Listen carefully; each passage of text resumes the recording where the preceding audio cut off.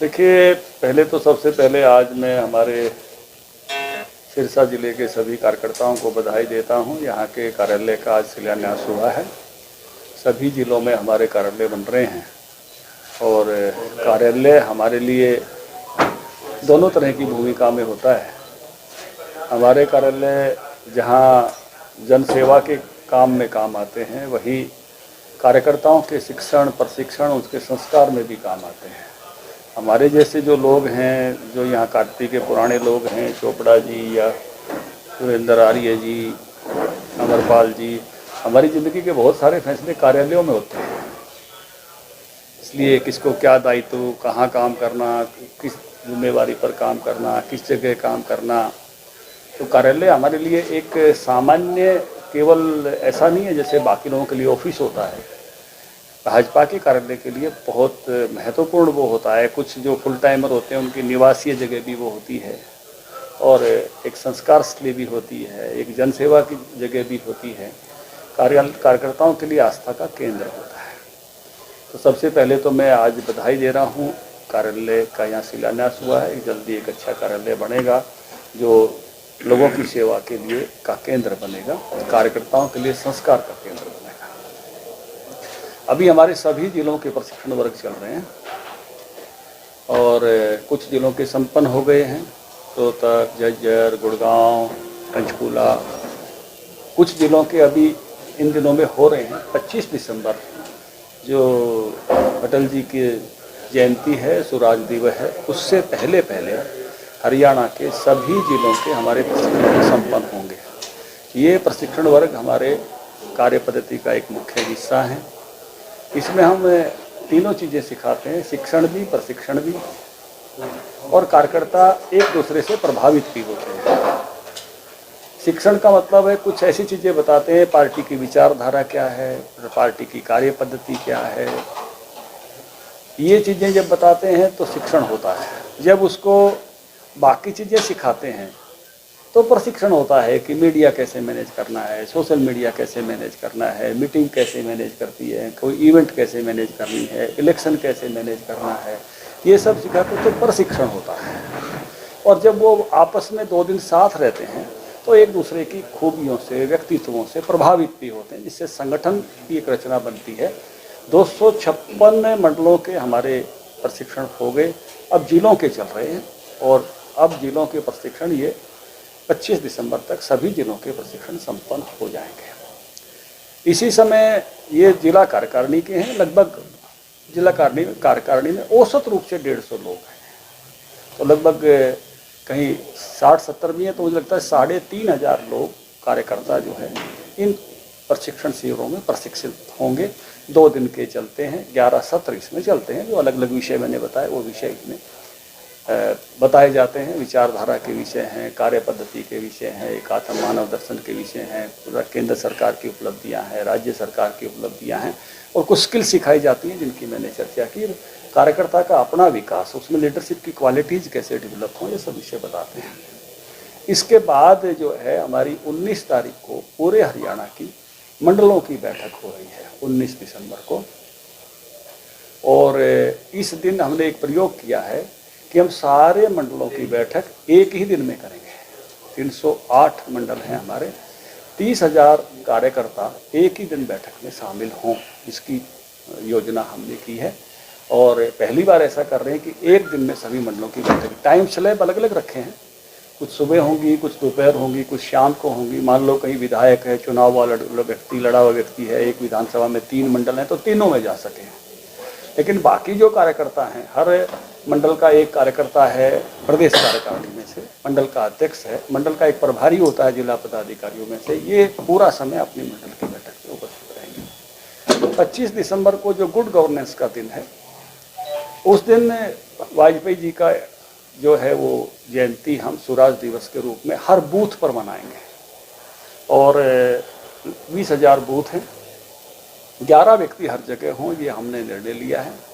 2 लाख से अधिक लोग उस दिन अटल जी को याद करेंगे। अटल जी का एक चित्र भी हर बूथ पर जा रहा है। उनके 3 बड़े कामों को हम उस दिन याद करेंगे।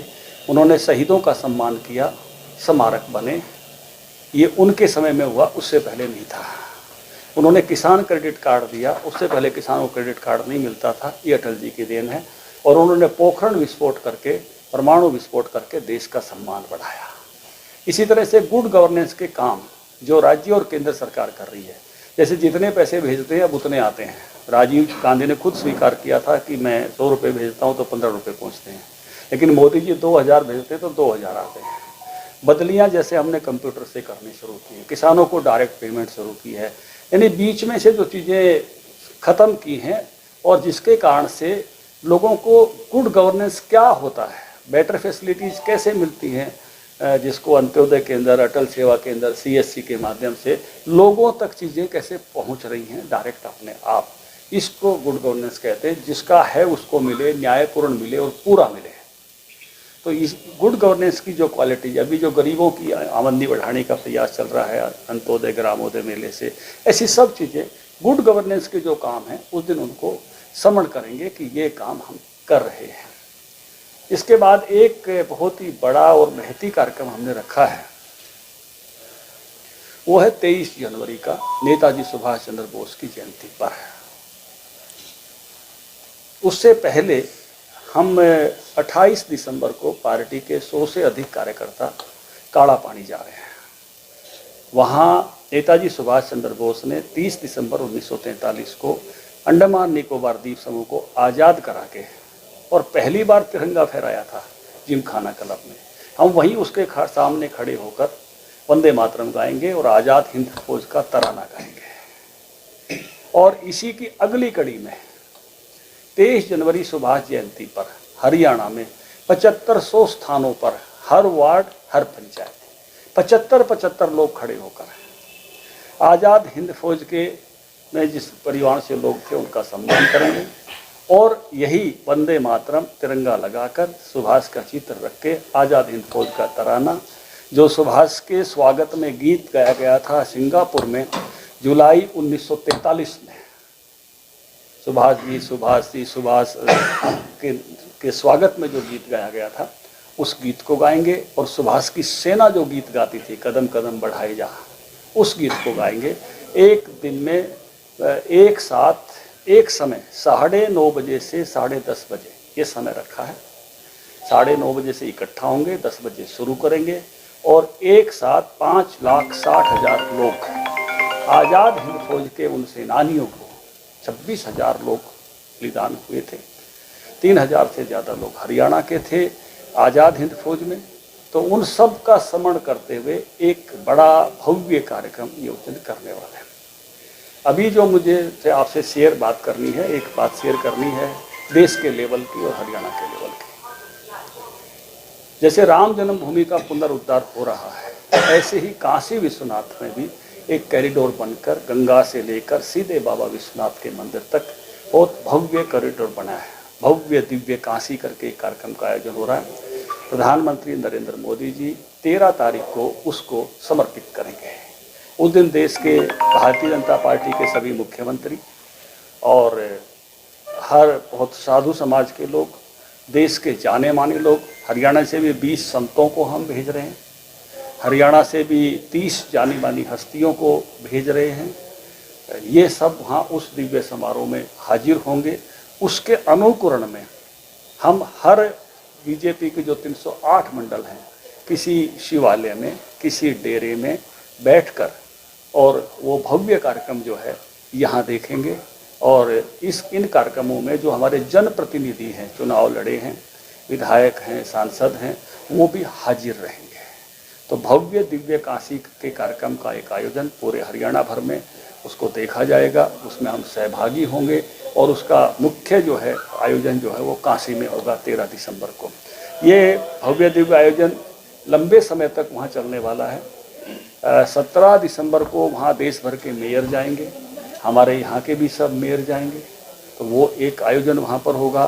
23 दिसंबर चौधरी चरण सिंह जी की जो जयंती होती है, किसान दिवस, उस दिन जो है किसानों का भी वहाँ एक सम्मेलन होगा और हमारा किसान मोर्चा हरियाणा के हर ब्लॉक में किसानों के साथ बैठकर उसमें सहभागी होगा। यहाँ किसान मोर्चा उस कार्यक्रम का हिस्सेदार बनेगा।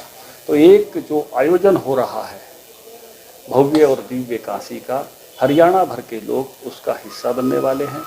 उसमें अपने अपने धार्मिक स्थानों पर बैठकर उस आयोजन में हिस्सेदारी करेंगे और इस बात का आनंद लेंगे कि काशी में जो गतिविधि हो रही होंगी डायरेक्ट हम उनसे जुड़ेंगे, क्योंकि काशी में कबीर भी है, काशी में रविदास भी है, काशी में बाबा विश्वनाथ भी है और काशी ऐसी नगरी है जहाँ धर्म और ज्ञान साथ साथ चलता है।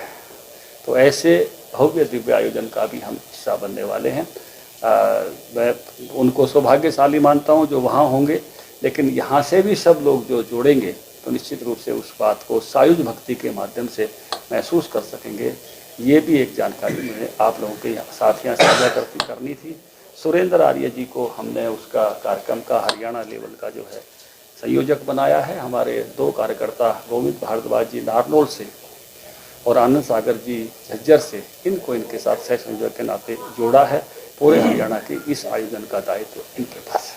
धनखड़ साहब, आपने आज भूमि पूजन अपने कार्यालय का किया है, लेकिन विरोध का सामना भी करना पड़ा है। हालांकि सेक्टर 20 के लोग कह रहे हैं कि वो रिहायशी इलाका है, ऐसे में बीजेपी या कोई और भी पार्टी दफ्तर नहीं बना सकती। विरोध का सामना आज फिर से बीजेपी के प्रदेश अध्यक्ष को करना पड़ा। देखिए, न्याय सम्मत तरीके से, विधिवत तरीके से, कानून सम्मत तरीके से पार्टी ने एक प्लाट लिया है। मुझे लगता नहीं कि कोई उसके विरोध का कोई औचित्य बनता है और हम अपना एक कार्यालय, सब जगह हमारे कार्यालय ऐसे अच्छी जगह ही चल रहे हैं और हम एक अच्छे पड़ोसी हैं। जहाँ भी हैं कई लोगों से हमको शिकायत नहीं है। जहाँ भी हमारे कार्यालय बन रहे हैं, चल रहे हैं, रोहतक में है, पंचकुला में अभी चल रहा है या बहुत सोनीपत में चल रहा है, हम अच्छे पड़ोसी साबित होते हैं और यहाँ भी हम अच्छे पड़ोसी साबित होंगे। पड़ोसी में मित्रता होती है लेकिन विरोध तो नहीं होता। नहीं, जो भी वो जिस मानस के साथ उन लोगों ने किया है उसका मुझे कोई औचित्य लगता नहीं है। कोई अपना भाई अपना घर बना रहा है, अपना शुरू कर रहा है और वहाँ ऐसे मौके पर ये विरोध का कोई औचित्य मुझे दिखाई नहीं देता। तीनों कृषि कानूनों को रद्द करने की प्रधानमंत्री जी ने ऐलान किया हुआ है, लेकिन बावजूद इसके किसान आंदोलन चल रहा है। अभी भी किसान आंदोलन खत्म नहीं हुआ। सरकार से मांगे लगातार किसानों की जा रही है। क्या कुछ रुख रहेगा सरकार का? देखिए, सरकार तो इसमें सारी बातों पर सहमति है। पब्लिक डोमेन में सारी बातें, मुझे लगता नहीं कि मेरे जैसे व्यक्ति को कुछ बताने की बात बची है। सरकार की मंशा भी आप सब लोगों के पास है, पब्लिक डोमेन में। मुझे लगता है किसान भी अब इस मूड में है कि लगभग सभी बातें पूरी हो गई हैं, तो वो भी इस मानस में लग रहे हैं कि आंदोलन अब समाप्ति की ओर है। कब तक उम्मीद है कि आंदोलन खत्म होगा? मुझे लग रोज अब तो घंटों में बात चल रही है। जिस तरह से मैं अपनी बात नहीं कह रहा, जैसे ही मैं अपडेट देखता हूँ किसान संगठनों की, तो उसमें ऐसा लग रहा है कि बहुत लंबा विषय अब नहीं है। धन्यवाद। मुख्यमंत्री जो अंत्योदय मेले के तहत जो है आम जन को रिस्पॉन्स पहुंचाने का काम कर रहे हैं, योजनाओं का लाभ उनको देने का काम कर रहे हैं, तो कैसा रिस्पॉन्स मिल पा रहा है और लोगों की प्रशासन का जो है कैसे? देखिए, कल भी मैं मुख्यमंत्री जी के साथ बैठा हुआ था और उसमें हम एक तरह से जिसको ऑडिट करना कहते हैं, टेल तक पानी पहुंचाना एक बात है, टेल में से कितने लोगों ने पानी लिया ये दूसरी बात है। उसके लिए कैपेसिटी बिल्डिंग करनी पड़ती है और जो बीच की बाधाएं हैं उनको दूर करना पड़ता है। कई बार क्या होता है कि विभाग ने 100 लोग तय कर दिए, बैंक 25 को लोन दे रहा है, तो 75 में क्या बाधा है उसको दूर करना। तो इसलिए स्कीमों का लाभ अंतिम व्यक्ति तक पहुँचे, हमने उसकी योजना बनाई है। केवल उसकी योजना नहीं बनाई, कैपेसिटी बिल्डिंग के काम में भी लगे हैं कि जिसको चाहिए वो ले सके, वो वहाँ तक ले जा सके। कई बार उसके पास पात्र नहीं होता। जैसे मैंने उदाहरण दिया अभी टेल तक पानी, तो मान लो उसने अपने घर तक ले जाना है, तो कोई पाइप चाहिए क्या, कोई बाल्टी चाहिए क्या, कोई टोकनी चाहिए क्या, तो उसकी पात्रता को विकसित करना। फिर उसके बीच में जो बाधाएं आती हैं उन बाधाओं को दूर करना, उस पर भी काम सरकार कर रही है। मैंने कल कहा मुख्यमंत्री जी को कि आखिर में इस बात का हम ऑडिट भी करें कि हमारे यहाँ अंत्योदय मेले में इतने लोग आए और इतने लोगों ने उसमें से इन योजनाओं का लाभ लिया। धनखड़ साहब, किसान आंदोलन तो अभी समाप्त होने वाला है, ऐसे में किसानों के लिए आगे किस तरह की जो सरकार का योजनाएं चल रही है? देखिए, मुझे ऐसा लगता है कि भारतीय जनता पार्टी की सरकार अभी तक देश में जितनी इससे पहले की सरकारें हैं उन्होंने सर्वाधिक किसानों के लिए अच्छे काम किए। किसान सम्मान निधि इससे पहले किसी सरकार ने नहीं दी, आप मीडिया के दृष्टि से खोज के भी नहीं ला सकते। 50% प्रॉफिट के साथ इससे पहले किसी सरकार ने दाम नहीं दिए, आप उसको नहीं ढूंढ के ला सकते। इसी के साथ फसल बीमा की योजना इतने व्यापक रूप में, मैं मंत्री था तो शुरू में पायलट रूप में चलती थी। पायलट का मतलब होता है 1 जिले में दे दी, 2 जिले में दे दी, लेकिन अब देश भर में चलती है। तो इतनी बड़ी संख्या में सिरसा जिला तो हाईएस्ट पेइंग रहा है फसल बीमा में। इतना ऊंचा कोई एक जिला कभी भी नहीं रहा। बहुत अच्छी राशि 200 करोड़ से भी ज़्यादा 228 करोड़ या कितने करोड़ की राशि एक बार में सिरसा जिले को मिली थी। तो इतनी अच्छी बीमा की राशि इससे पहले देश में कभी भी नहीं थी। तो बहुत सारी चीज़ें ऐसी शुरू हुई। 15,000 रुपये प्रति एकड़ का मुआवजा, कोई एक आध मौके पे, चुनाव के मौके पे कोई अनाउंस कर दे उसकी तो मैं बात नहीं करता, लेकिन रेगुलरली पहले हमने 12 दिया, 6 से 12 किया, 12 से अब 15 किया, अपने ही उससे किया बिना मांगे। किसानों को डायरेक्ट पेमेंट करना शुरू किया। डायरेक्ट पेमेंट पर फिर डिले होती है तो इंटरेस्ट देना शुरू किया। हमारा राज्य ऐसा है, यहाँ कोई गन्ने का बकाया नहीं होता अन्य राज्यों की तरह से। कई राज्यों में तो कई कई साल का बकाया चलता है और हम हाईएस्ट पे करते हैं गन्ना किसानों को भी। मुझे लगता है कि जितनी फसलें हम खरीद रहे हैं कोई और राज्य खरीद नहीं रहा है, तो हम इस मामले में किसानों के लिए बेस्ट परफॉर्मर हैं। एजिटेशन एक अलग विषय है, एजिटेशन के पीछे कई बार कई तरह के बहुत विषय होते हैं, उस पर भी बहुत चर्चा आप लोगों ने हम लोगों से भी की है और अपने आप भी की है। धन्यवाद।